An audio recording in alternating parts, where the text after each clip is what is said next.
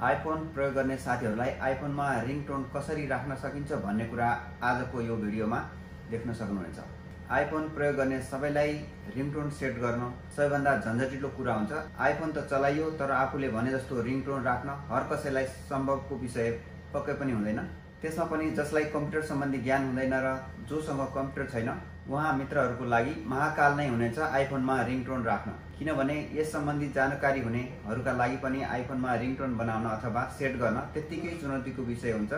यसको लामो प्रोसेस भएको हुनाले सबैले रिङटोन राख्न सक्दैनन् र त आइफोन युजरलाई रिङटोन प्रयोग गर्न सम्भवतः गाह्रो हुन्छ। त्यसैले अब तपाईहरू पनि आफूले चाहे जस्तो रिङटोन आइफोनमा लगाउन चाहनुहुन्छ भने यो भिडियोलाई अन्तसम्म हेर्नुहोस् र त्यसपछि आफ्नो इच्छा अनुसारका गीतहरूको रिङटोन बनाएर आइफोनमा सेट गर्नुहोस्।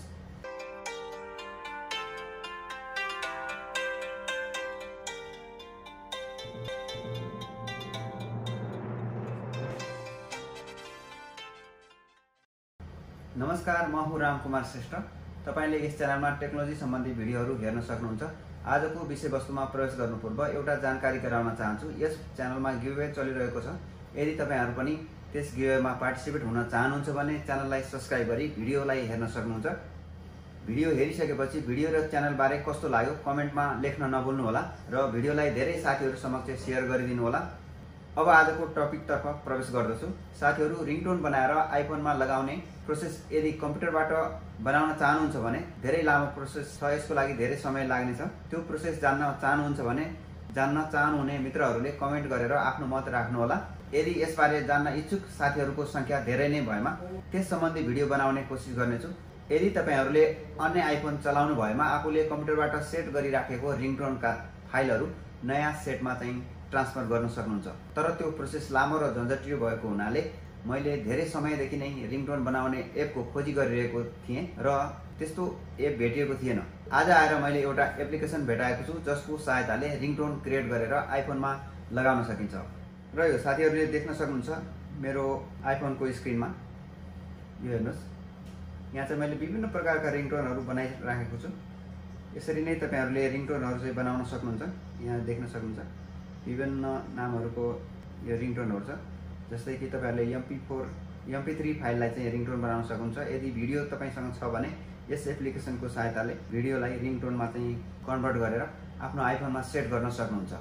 अब हेरौँ रिङटोन बनाउने यो प्रोसेस। यो हेर्नुहोस् मोबाइलको स्क्रिनमा। त्यसको लागि दुईवटा एप्लिकेसन जरुरी हुन्छ। जुन अहिले मैले यो भेटाएको एप्लिकेसन तपाईले एप स्टोरमा गएर यसलाई डाउनलोड गर्न सक्नुहुन्छ र आइफोनमा पहिलेदेखि नै आएको डिफल्ट रहेको यो एप्लिकेसन यसको सहायताले दुईवटा एप्लिकेसनको सहायताले रिङटोन क्रिएट गरेर आफ्नो आइफोनमा लगाउन सक्नुहुन्छ। त्यो कसरी गर्न सकिन्छ भन्ने कुरा चाहिँ तपाईले यो भिडियोलाई पुरा अन्तसम्म हेर्नुभयो भने जान्न सक्नुहुन्छ। त्यसपछि तपाईले आफ्नो भिडियोको गीतहरूलाई रिङटोनमा चाहिँ कन्भर्ट गरेर लगाउन सक्नुहुन्छ। मित्रहरू, तपाईहरूले यो भिडियोलाई चाहिँ नछुटाइकन हेर्नु होला किनभने यो एकदमै महत्त्वपूर्ण छ। किनभने आइफोन प्रयोग गर्ने मित्रहरूको लागि रिङटोन बनाउनु भनेको कुरा चाहिँ एकदम गाह्रो भएको हुनाले, झन्झटिलो र गाह्रो भएको हुनाले असम्भव थियो र यो दुईवटा एप्लिकेसनको सहायताले केही हदसम्म सजिलो वातावरण चाहिँ बनाइदिएको छ। त्यही कुरा चाहिँ म आजको भिडियोमा तपाईहरूलाई देखाउनेछु। आइफोन अथवा आइप्याडबाट रिङटोन बनाउनको लागि सबैभन्दा पहिले चाहिने दुईवटा एप्लिकेसन भनेको यो दुईवटा हो। यो म्युजिक टु रिङटोन र ग्यारेज ब्यान्ड भन्ने एप्लिकेसनको सहायताले रिङटोन क्रिएट गरेर आइफोनमा लगाउन सकिन्छ अथवा आइप्याडमा लगाउन सक्नुहुन्छ। यो कसरी गर्न सकिन्छ भन्ने चाहिँ अब म यहाँ देखाउनेछु। सबैभन्दा पहिले यो म्युजिक टु रिङटोन भन्ने एप्लिकेसनलाई ओपन गर्नुपर्ने हुन्छ।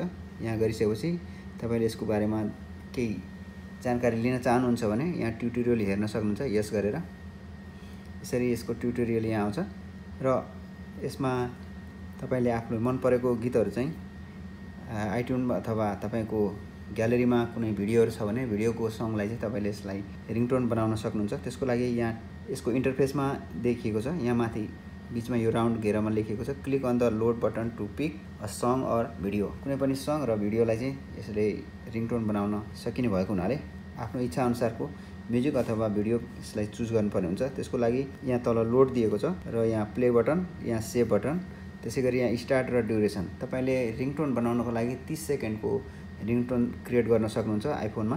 त्यसैले तपाईले कहाँदेखि कहाँसम्म चाहिन्छ भनेर तपाईले यहाँ टाइम अनुसार सेकेन्ड वाइज मिलाउन सक्नुहुन्छ। सेटिङ 30 सेकेन्डको टाइमिङ मिलाउन सक्नुहुन्छ। त्यसको लागि सबैभन्दा पहिले सङलाई लोड गर्नुपर्ने हुन्छ। म चाहिँ यहाँ आइट्युनबाट गर्छु, मेरो मोबाइलमा चाहिँ गीतहरू भएको हुनाले। र यहाँ गीतहरू छ टन्नै। तिम्रो साथमा हाँस्न पाएँ भन्ने यो प्रमोद खरेलको गीत मैले यसमा रिङटोन बनाउन गइरहेको छु। यसको लागि इम्पोर्टिङ अहिले सङ भइरहेको छ, केही समय लाग्छ। त्यसपछि यहाँ सङ आइसकेको छ।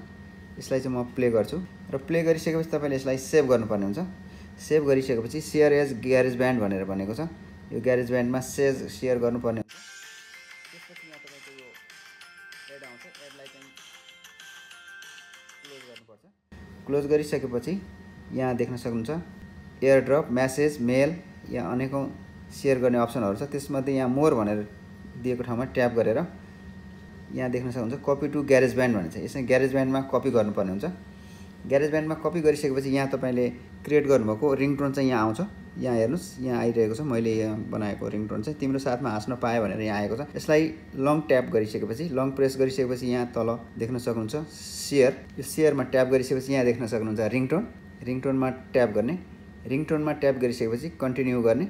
यो रिङटोन्स भनेर आएको छ। यहाँ एक्सपोर्ट गर्नुपर्ने हुन्छ। यसको लागि एक्सपोर्ट गरिसकेपछि ओके गर्ने। यहाँ अब एक्सपोर्टिङ भइरहेको छ। त्यसको लागि केही समय लिन्छ र यसलाई ओके गर्नुपर्छ, अथवा रिङटोन टु एक्सपोर्ट सक्सेसफुली भनेर यहाँ यो पपअपमा दिएको छ, ओके गर्ने। ओके गरिसकेपछि अब यहाँ चाहिँ म देखाउने छु यसको सेटिङमा गएँ। यहाँ साउन्ड एन्ड ह्याप्टिकमा गएँ। त्यसपछि यहाँ रिङटोन भनेर आएको छ। रिङटोनमा यहाँ हेर्नुहोस् तिम्रो साथमा हाँस्न पाएँ भनेर यहाँ आएको छ। यसरी यो तिम्रो साथमा हाँस्न पाएँ भन्ने रिङटोन चाहिँ यहाँ सेभ भएको छ। तपाईँहरूले पनि यसरी नै रिङटोनलाई सेभ गर्न सक्नुहुन्छ आफ्नो मोबाइलमा, आइफोनमा अथवा आइप्याडमा। प्रोसेस यसरी नै हो। तपाईँहरूले भिडियो अथवा MP3 सङ कुनै पनि पिकअप गरेर रिङटोन चाहिँ क्रिएट गर्न सक्नुहुन्छ। रिङटोन क्रिएट गरिसकेपछि यो दुईवटा एप्लिकेसनको सहायताले आफ्नो मोबाइलमा त्यो रिङटोनलाई लगाउन सक्नुहुन्छ। आजभन्दा पहिले आइफोनमा रिङटोन लगाउन धेरै नै गाह्रो हुन्थ्यो। आज आएर यो दुईवटा एप्लिकेसनको सहायताले रिङटोन लगाउन एकदम सजिलो भएको छ। तपाईँहरूले पनि आफ्नो आइफोनमा MP3 सङ भए MP3 सङ अथवा भिडियो छ भने भिडियोलाई पिकअप गरेर रिङटोन बनाउन सक्नुहुन्छ। यसरी नै रिङटोन बनाइसकेपछि तपाईँको आइफोनमा अथवा आइप्याडमा रिङटोन चाहिँ बज्नेछ। आफ्ना मन परेका गीतहरूलाई यसरी नै रिङटोन बनाएर आफ्नो आइफोनमा लगाउन सक्नुहुन्छ। साथीहरू, यो रिङटोन सम्बन्धी छोटो भिडियो पक्कै पनि तपाईँहरूको लागि उपयुक्त भएको मैले ठानेको छु। किनभने रिङटोन बनाउन धेरै गाह्रो हुन्थ्यो पहिले। त्यसको लागि कम्प्युटर आवश्यक पर्थ्यो र कम्प्युटर भइकन पनि यसको प्रोसेस चाहिँ धेरै लामो हुने गर्दथ्यो। त्यो लामो प्रोसेस चाहिँ अहिले यो दुईवटा एप्लिकेसनको सहायताले एकदम सर्टमा चाहिँ बनाउन सकिने भएको छ। र यसरी नै तपाईँहरूले पनि आफ्नो आइफोनमा चाहिँ रिङटोन बनाएर लगाउन सक्नुहुन्छ। हस् त साथीहरू, तपाईँहरूले रिङटोन बनाउने यो दुईवटा एप्लिकेसनको केही जानकारीहरू चाहिँ यस भिडियोबाट प्राप्त गर्नुभयो। भिडियो कस्तो लाग्यो, मन परेमा लाइक गरिदिनु होला र यो रिङटोन बनाउने सफ्टवेयरबारे अन्य साथीहरूलाई पनि जानकारी दिनको लागि धेरैभन्दा धेरै साथीहरूलाई सेयर गरिदिनु होला। जसले आइफोन चलाउनुहुन्छ उहाँहरूको लागि यो एकदमै राम्रो अहिले एप्लिकेसन भएको छ। किनभने रिङटोन बनाउन धेरै गाह्रो हुन्थ्यो पहिला। अहिले यसको सहायताले केही समयभित्रै तपाईँले आफ्नो मन परेको गीतहरूको चाहिँ रिङटोन बनाउन सक्नुहुन्छ। यति भन्दै आजको यस भिडियोबाट म भने बिदा माग्दछु। तपाईँहरूको दिन शुभ रहोस्। जाँदै यहाँहरूलाई एउटा अनुरोध पनि गर्दछु कि यस च्यानलमा गिभअवे चलिरहेको हुनाले गिभअवेमा तपाईहरु पनि भाग लिन चाहनुहुन्छ भने कृपया च्यानललाई सब्स्क्राइब गरेर बेल आइकनलाई दबाउनु होला। बेल आइकनलाई दबाउनु भइसकेपछि तपाईहरुले अन्य भिडियोहरुको पनि नोटिफिकेसन प्राप्त गर्न सक्नुहुनेछ। गिभअवेको अलावा म केही ग्याजेटहरुको अनबक्सिङका साथै अन्य रिभ्यू भिडियोहरु, ट्युटोरियलहरु लिएर आउने नै छु। हस्त साथीहरु, आगामी भिडियोमा अवश्य पनि मिल्ने नै छौं। त्यतिन्जेलसम्मको लागि मलाई भने बिदा दिनुहोस्। नमस्ते। तपाईहरुको दिन शुभ रहोस्। धन्यवाद।